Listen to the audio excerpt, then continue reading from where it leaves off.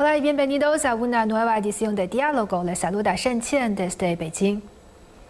A lo largo de los 60 años transcurridos desde la fundación de la región autónoma de Xizang, las infraestructuras de dicha región han estado mejorando constantemente. Se ha establecido una red de transporte integral que abarca múltiples modos, incluyendo el transporte por carretera, ferroviario y aéreo. Al mismo tiempo, la central hidroeléctrica de Yarluzhambo puede apoyar a la reducción de las emisiones de carbono y la cooperación energética en el sur de Asia.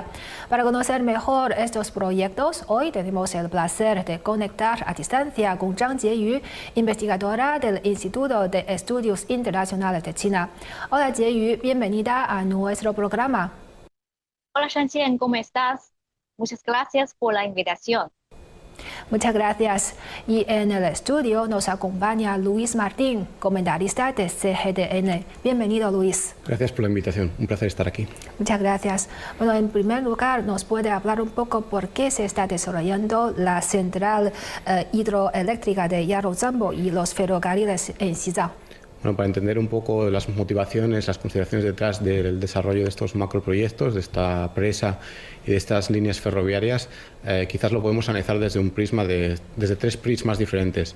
En primer lugar, un plano más relacionado con la economía y la energía, un plano más relacionado con el crecimiento y el desarrollo social y un plano más en términos de seguridad, estrategia y una consideración geopolítica. Como decía, el primer plano sería el plano de energía y economía.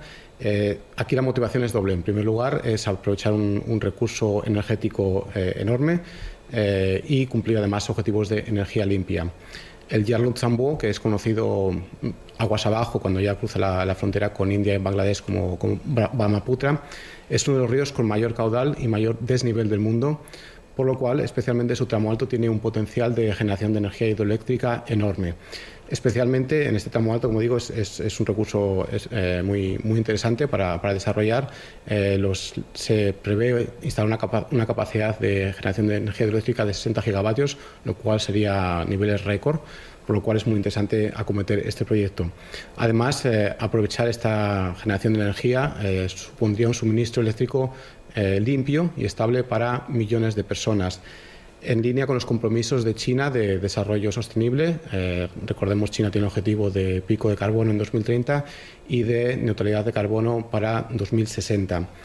Va más allá esto de construir una simple presa. Se trata de un cambio estructural que apuesta por una energía limpia, por atraer industrias intensivas en electricidad, pero que sean a la vez limpias, y garantizar un suministro estable en la zona oeste del país. En segundo lugar, mencionaba el prisma o el plano de crecimiento y desarrollo regional y social. Recordemos que Xizang es una de las regiones más altas y más aisladas del mundo, aunque cada vez lo va siendo menos, especialmente desde que en 2006, antes de 2006 no tenía un ferrocarril, y en 2006 se inauguró la línea Qinghai-Xizang, que es el ferrocarril más alto del mundo y redujo así drásticamente los costos de transporte, abriendo Xizang al turismo y al comercio interior. El número de turistas, por ejemplo, pasó de menos de 2 millones en 2006 a casi 64 el año pasado, en 2024. Es decir, se ha multiplicado por más de 32 en poco más de 15 años. Ahora con una línea adicional, que es la línea Sichuan-Xizang, que está en construcción y recorrerá más de 1.600 kilómetros de terreno extremadamente montañoso, pues se pretende integrar a la región todavía más en la economía nacional, con los principales centros económicos del país. Esto no significa no solo un impulso económico, sino que también permitirá a la población de Xizang acceder a mejores servicios médicos, a mejores universidades o a mercados y servicios públicos a los que antes no tenía acceso. Además, las inversiones en infraestructuras generan una gran cantidad de empleo local. En los últimos planes quinquenales se han destinado miles de millones de yuanes en Xizang para construir infraestructuras de energía, infraestructuras de telecomunicaciones o infraestructuras de transporte, con el objetivo obvio de mejorar o de incrementar el ingreso per cápita disponible de los habitantes de la región. Son proyectos que aportan un beneficio tangible a la población de Xizang y a las comunidades locales, reforzando así la cohesión nacional y la estabilidad social. Y por último, me gustaría destacar un plano más de seguridad, de gestión de los recursos hídricos y un plano más geopolítico. En Xizang confluyen dos retos estratégicos. En primer lugar, la gestión de recursos hídricos en la cabecera de ríos transnacionales, como puede ser el Yarlung Zambú, y también, además, la presencia estatal en zonas fronterizas que a veces son conocidas por su alta sensibilidad. El Himalaya se le ha llamado algunas veces como el tercer polo del mundo, con glaciares de los cuales depende la supervivencia de cientos de millones de personas en Asia. Las presas que se están construyendo permiten regular caudales, permiten también almacenar agua y mitigar ciertos riesgos hidrológicos. Una consideración que se hace aún más urgente en la situación actual del cambio climático y con el retroceso glaciar del Himalaya. Además, los ferrocarriles y carreteras de alta montaña tienen un componente dual. Sirven tanto a la economía civil como refuerzan la capacidad logística y de respuesta del Estado en estas zonas fronterizas. Un ferrocarril de alta montaña no transporta únicamente mercancías y pasajeros o turistas, sino que también permite desplegar rápidamente la capacidad del Estado en términos de fuerzas de emergencia, en términos de personal de ayuda humanitaria, personal médico y, en su caso, si fuera necesario, también de efectivos de defensa. Todo esto es presentado oficialmente como una mejora en general de la resiliencia y de la soberanía nacional en estas zonas fronterizas de difícil acceso. Podemos analizarlo también desde más puntos, como el plano tecnológico y de prestigio que dan estas obras. Construir en regiones como Xizang no es nada sencillo, es una tarea muy complicada, con altitudes superiores a los 4.000 metros de altitud, en terrenos con una alta actividad sísmica, con temperaturas extremas. Los trenes y obras de ingeniería como las presas son allí también laboratorios de innovación, digamos. Hemos visto que se construyen puentes colgantes récord, túneles perforados con nuevas técnicas o presas que utilizan turbinas para controlar los caudales extremos. Este tipo de proyectos posiciona también a China como un líder tecnológico mundial en ingeniería de alta montaña y permite exportar este saber hacer, este know-how a otros proyectos por ejemplo, la iniciativa de la Franja de la Ruta. Y hablando de la iniciativa de la Franja de la Ruta, también estos proyectos permiten una visibilidad o una mayor importancia regional de Xizang en la región de Asia del Sur. Xizang todavía no es un nodo central de la Franja de la Ruta, pero estas infraestructuras están preparando el terreno para futuros corredores hacia Nepal, hacia la India o hacia el sur de Asia. Los ferrocarriles y estas centrales energéticas de gran escala son vistos como elementos de un entramado económico más amplio que podría conectar más mercados y reforzar la influencia china en la región. Bueno, la próxima pregunta es para nuestra invitada Zhang Jieyu. Bueno, señora Zhang, estos proyectos involucran una larga cadena industrial. ¿En qué sectores a lo largo de la cadena productiva pueden impulsar? ¿Cuál es el nivel de nacionalización en estas cadenas industriales? Lo arriba de cadena industrial, generalmente nos referimos a equipos y materiales, que es el soporte fundamental. La construcción de centrales hidroeléctricas es inseparable de todo tipo de equipos de precisión y materiales básicos. En el campo de la fabricación de equipos básicos, Dongfang Electric se ha convertido en el equipo preferido para plantas hidroeléctricas gigantes con su proceso de fabricación líder en el mundo. Las empresas de maquinaria de construcción y equipos especiales son el arsenal pesado, así se llama, de la construcción de centrales hidroeléctricas. Por ejemplo, Sanyi Heavy Industry tiene casi todo tipo de maquinaria necesaria para el proyecto. En cuanto a las materias de construcción, por ejemplo, el cemento, el acero, los materiales impermeables, etc., son indispensables. Nuestras empresas chinas pueden proporcionar un suministro estable de cemento para el proyecto con su extensa disposición geográfica. Y algunas empresas regionales confían en sus ventajas geográficas para aprovechar los costos de transporte y garantizar que el cemento se pueda entregar al sitio de construcción de manera rápida y oportuna. En el medio, la competencia es la construcción de ingeniería y los servicios técnicos, que es el núcleo de la implementación de la cadena industrial. Pero arriba es el depósito de municiones. Entonces, las empresas de construcción de ingeniería en el medio son la fuerza principal de la construcción, convirtiendo los planos en realidad. La posición de Power China en el campo de la conservación de agua y la ingeniería hidroeléctrica no se ha visto afectada. Como el contratista de ingeniería hidroeléctrica y conservación de agua más grande del mundo, Power China ha acumulado una rica experiencia práctica y es la fuerza principal absoluta de todo el proyecto. Gezhouba Group, una subsidiaria de China Energy Construction, se ha ganado una reputación por su excelente calidad de construcción y también es conocido en el campo de la construcción de proyectos de conservación de agua, formando una sinergia efectiva con Power China. Lo abajo de la cadena industrial se refiere a la operación de energía y la red eléctrica. Este vínculo reúne a operadores experimentados y empresas de redes tecnológicamente avanzadas. En el campo de la operación hidroeléctrica, se espera que Yangtze Power, como la compañía hidroeléctrica cotizada más grande del mundo, brinde un valioso apoyo de experiencia para la central hidroeléctrica de Río Yangsampo y proporcione un ejemplo para la operación posterior.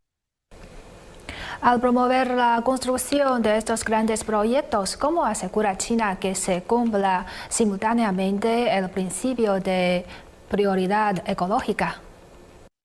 Desde mi punto de vista, al igual que la construcción de la presa de las Tres Gargantas, la construcción de la central hidroeléctrica de Río Yangsampo también es bastante grande y si no está bien controlada puede tener efectos profundos, lo que lleva a la posible destrucción permanente del medio ambiente ecológico de clase mundial. Los tramos medio y bajo del río Yangsampo se encuentran en la intersección de la biodiversidad en China y el sur de Asia, y son uno de los pocos tesoros ecológicos en el mundo que casi no han sido perturbados por la industria moderna. Los bosques primitivos, las formas de terreno de cañón y el sistema de transporte de vapor de agua, así juntos constituyen la arteria de la vida de la cadena ecológica de la meseta. Por un lado, hay una gran cantidad de animales protegidos nacionales y plantas en peligro de extinción a gran altitud que viven en la cuenca. Es probable que un poco de descuido en la construcción del proyecto conduzca a una crisis de hábitat de animal y plantas raras. Además, la construcción de centrales hidroeléctricas a gran escala pueden cambiar el ritmo hidrológico de los ríos y alterar los patrones de reproducción y migración de plantas y animales a lo largo de la costa. Por un lado, el Gran Cañón del río Yangsampo es el cañón más profundo y húmedo de la Tierra. Es un milagro de coexistencia de selvas tropicales y glaciares de meseta y un ecosistema de valle fluvial único en el mundo, que puede llamarse un laboratorio natural.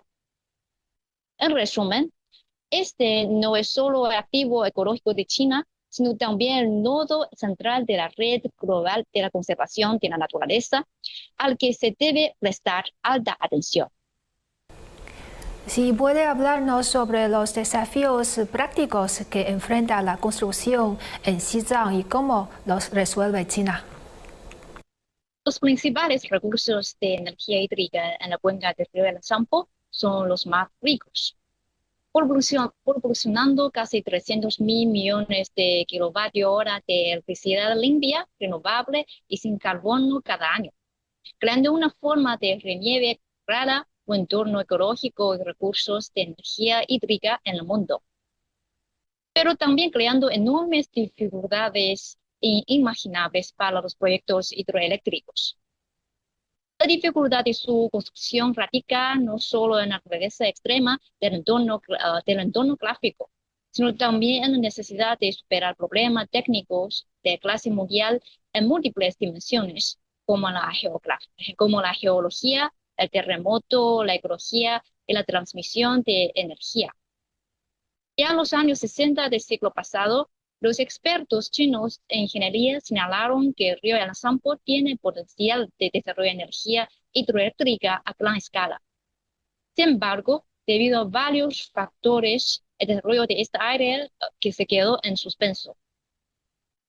La construcción de la central eléctrica del río Yangtze puede llamarse el último desafío en los límites de la naturaleza a la historia de la ingeniería humana. La construcción en la meseta está destinada a enfrentar los desafíos de la baja temperatura, la falta de oxígeno, el suelo congelado, los desastres naturales y los movimientos geológicos violentos. En algunas áreas tiene un efecto obstaculizador más fuerte en la construcción del proyecto, debido a la frecuente alternancia de frío y calor, fuertes lluvias y movimientos geológicos particularmente violentos. La construcción en estas áreas se propensa a dificultades importantes imprevistas. El recodo del río Yangtze es también una de las zonas del mundo con levantamiento de corteza y evolución geomorfológica más rápidas. Y la incidencia de avalanchas, deslizamientos de tierra y flujos de escombros es extremadamente alta, bajo la acción combinada de movimientos tectónicos y precipitaciones. En tales condiciones geológicas, la construcción de presas superficiales no gravitatorias plantean grandes riesgos de seguridad y sus costos de operación y mantenimiento serán difíciles de controlar. Entonces, ¿cómo respondemos a estas dificultades, desafíos prácticos? La agencia de noticias Xinhua lo ha dejado claro. El proyecto adopta principalmente el método de desarrollar, de cortar y enderezar cuevas y desvíos de agua de túneles y construye 5 centrales eléctricas en cascada. Es decir, es necesario atravesar las montañas y construir una central eléctrica de desvío. Construir una central eléctrica en las montañas suena difícil de imaginar. Sin embargo, se han construido proyectos similares en nuestro país junto al río Yalong, que es la central hidroeléctrica secundaria de Jinping. Otro desafío en la ingeniería de túneles son los violentos estallidos de rocas. Afortunadamente, los constructores chinos se han adaptado gradualmente al impacto de los estallidos de rocas y dominan métodos sistemáticos para lidiar con los estallidos de rocas. Aunque el estallido de rocas en la construcción de estos túneles ferroviarios tuvo impactos en la construcción, no condujo a la pérdida del control de todo el proyecto, lo que también marcó que China ha alcanzado el nivel líder mundial en el campo de la eliminación de estallidos de rocas. Además, China ha construido al menos 2 grandes centrales hidroeléctricas en la corriente principal del río Yangtze y ha acumulado una rica experiencia en la localización en la sección de sitios. Por lo tanto, no importa desde qué perspectiva se considere, la construcción del proyecto hidroeléctrico del río Yangtze pueden describirse como un capítulo espléndido en la historia de la infraestructura china.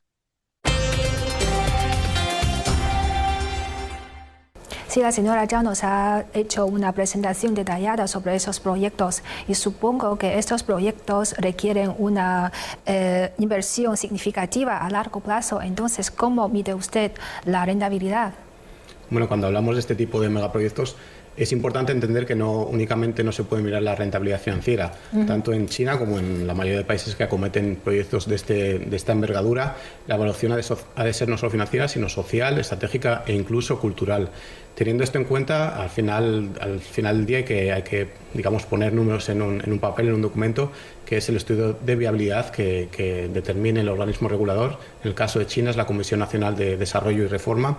El Estado evalúa estos proyectos desde una perspectiva multidimensional que combina primero una evaluación financiera más clásica, más tradicional, después un análisis económico y social que monetiza de alguna manera los beneficios y las externalidades a los cuales se implica el proyecto, y también una gestión estratégica y de riesgos que han de ser evaluados cualitativamente y cuantitativamente. La decisión final es técnica, pero también al mismo tiempo es política y combina prioridades públicas, combina la disponibilidad de financiación estatal y también los ciertos riesgos estratégicos.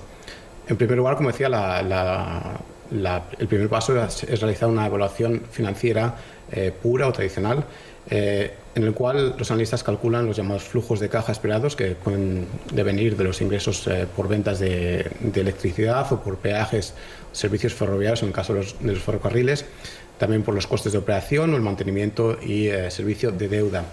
Y aplican métricas clásicas como pueden ser el valor actual neto, la tasa interna de retorno, plazos de recuperación y ratios de cobertura de deuda, para crear unos escenarios posibles. Se suelen pedir escenarios más optimistas o escenarios más estresados, como se suele llamar. En segundo lugar, se realiza una evaluación económica y social que valora las externalidades, como puede ser el ahorro de tiempo para pasajeros o para población local, la reducción de emisiones por las menores emisiones de carbono, la creación de empleo, temas como el incremento del turismo, las mejoras de acceso a servicios, etc. Se emplea en este caso indicadores o ratios como la TIR económica y el análisis costo-beneficio social, utilizando técnicas de precios sombras y tasas de descuento social. Y en tercer lugar ya entramos en una parte menos cuantificable, digamos, que es el valor estratégico y los riesgos no financieros. Se incorporan en este caso factores que no son fácilmente monetizables de forma precisa, como puede ser el impacto medioambiental de los proyectos, la seguridad energética, los impactos transfronterizos, la cohesión territorial y la capacidad logística en las zonas fronterizas. Son todos ellos valores estratégicos que tienen su contrapartida en forma de riesgos que han de ser también cuantificados, como decía, cualitativamente y cuantitativamente. También es importante a la hora de hablar la rentabilidad, saber o conocer cómo se van a financiar estos proyectos. Si la estructura de financiación, en ella aparecen créditos concesionales, ya sea del Banco Central de China o de bancos estatales, o con capital de empresas privadas o de empresas estatales, también si hay instrumentos o no específicos de financiación, como pueden ser los bonos verdes o las líneas de crédito a bajo coste. En general, China está extendiendo muchas herramientas de financiación para este tipo de proyectos de infraestructura que son de transición energética, y son las grandes empresas estatales y los bancos los que son los actores principales o actores determinantes en este tipo de proyectos. Y además, también por último, hay que tener en cuenta también el horizonte de evaluación de los proyectos. Normalmente proyectos como las presas o los ferrocarriles se utilizan proyectos de evaluación a largo plazo, plazos de evaluación a largo plazo, que pueden ir entre los 30 o hasta los 70 años. Bueno, Luis, ¿cuáles creen que son las capacidades de China para que puedan desarrollar estos proyectos? Bueno, estamos muy acostumbrados a ver que China construye carreteras, ferrocarriles o obras de gran ingeniería a un ritmo impresionante, pero más allá de estas capacidades, lo que tenemos que entender es que detrás de ello hay un modelo institucional, tecnológico y social que es el que permite esta construcción a gran velocidad.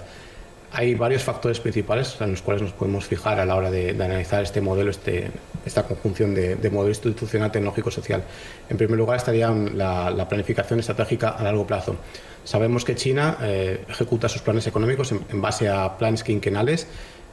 Ahora vamos a entrar en el 15º plan quinquenal, y también estrategias sectoriales que fijan prioridades, metas y presupuestos con mucho tiempo de antelación, incluso años de antelación. Esta estabilidad lo que hace es que evita improvisaciones y permite que las infraestructuras se desarrollen, se ejecuten como parte de un sistema integral. Por ejemplo, tenemos el ejemplo de la red de alta velocidad de China, que se diseñó no como diferentes proyectos unidos, sino como un sistema entero, un mapa nacional, digamos, un mapa nacional complejo, en el cual se van desarrollando por partes diferentes corredores estratégicos, no simplemente líneas individuales que se van uniendo poco a poco según vaya surgiendo la oportunidad.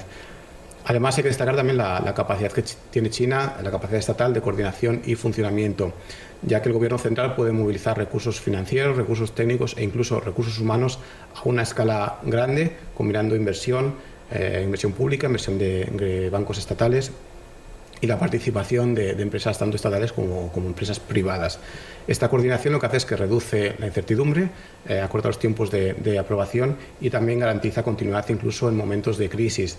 Mientras otros países pueden tardar años en aprobar una licitación, para China es relativamente sencillo pasar desde el diseño de un proyecto a su ejecución. También otro aspecto en el cual nos podemos fijar para apreciar esta rapidez es el desarrollo tecnológico y la capacidad industrial propia con la que cuenta China en estos días. China ha invertido muchísimo en formar personal técnico, en formar ingenieros, en construir o en levantar, digamos, empresas constructoras y desarrollar una gran cantidad de tecnología propia, tecnología nacional. Hoy cuenta con fabricantes domésticos de trenes de alta velocidad, con fabricantes de grúas, de tuneladoras o de materiales avanzados, lo que reduce ciertamente la dependencia externa y los tiempos de espera. Hay estos sistemas de control, la ingeniería en altura o los puentes, por ejemplo, a gran altura. Son sistemas de control, son sistemas tecnológicos que ya forman parte del saber hacer nacional y esto acelera las fases, como decía, y abarata los costos sobre todo. Además, la gestión de proyectos y la logística es altamente profesionalizada en China. Las empresas chinas han perfeccionado los métodos de construcción en paralelo, métodos de construcción de 24 horas al día, 7 días a la semana, y además las cadenas logísticas en condiciones y en terrenos difíciles. Por ejemplo, la línea Qinghai-Xizang, que implicó construir en terrenos de permafrost y alta montaña con técnicas muy innovadoras, y el proyecto, al fin y al cabo, el proyecto se ejecutó, se acabó antes de lo esperado. No solo se ahorró tiempo y dinero por esta razón, sino que se adquirió una gran cantidad de conocimientos para aplicar a otros proyectos, reduciendo la curva de aprendizaje. Además, hay que destacar que la mayoría de proyectos están alineados con objetivos sociales y regionales, ya que el desarrollo de infraestructura no se ve como una entidad por sí misma, como un proyecto económico, sino como una política social y territorial. Existe un consenso nacional sobre su importancia, por lo cual gobiernos locales, empresas y comunidades reciben incentivos y beneficios para ejecutar estos proyectos. Por ejemplo, el ferrocarril en Xizang no es solo para transportar carga, como decíamos, sino que también atrae turistas y permite el acceso a servicios como educación, como sanidad, etcétera, que también crean empleo, y esto facilita el obtener una legitimidad social que facilita a su vez las obras y el mantenimiento de estos proyectos enormes. Además, también últimamente, en los últimos años, hemos visto que se está realizando un uso muy intensivo de tecnologías digitales y de macrodatos, por ejemplo. Se han incorporado tecnologías como el modelado en 3 dimensiones, los sistemas de gestión en tiempo real, el monitoreo mediante sensores, mediante drones de obras, y así se reducen mucho los riesgos. También se acortan plazos y se mejora la calidad de las obras. En empresas como la de Yallourn Zambou o en grandes puentes se utilizan simulaciones avanzadas que permiten optimizar mucho el diseño antes de empezar a construir, ahorrando, por supuesto, una gran cantidad de tiempo, gran cantidad de materiales, de costo, y también reduciendo los riesgos para el personal técnico que ejecuta la obra. En conjunto, estas capacidades, tanto de planificación, de financiamiento, de logística y legitimidad social, explican por qué China puede levantar estas obras en un plazo récord. No es solo velocidad, sino que al integrar desarrollo económico, al integrar cohesión territorial y objetivos medioambientales, las infraestructuras terminan por cumplir funciones múltiples, desde transporte hasta turismo, seguridad hídrica o energías limpias. Por eso, cuando hablamos de este ritmo chino en infraestructuras, no estamos hablando de una receta única, una receta fácil de replicar, sino de un ecosistema integrado de planificación, de industria, de capital humano y consenso social, que ha llevado muchos años en desarrollar y se ha ido construyendo durante décadas, y es difícilmente replicable en otros lugares, quizás. Bueno, muchas gracias a nuestro invitado por su análisis. Ha sido un placer. Un placer, gracias. Y así concluimos esta edición de Diálogo. Gracias por su confianza y hasta la próxima.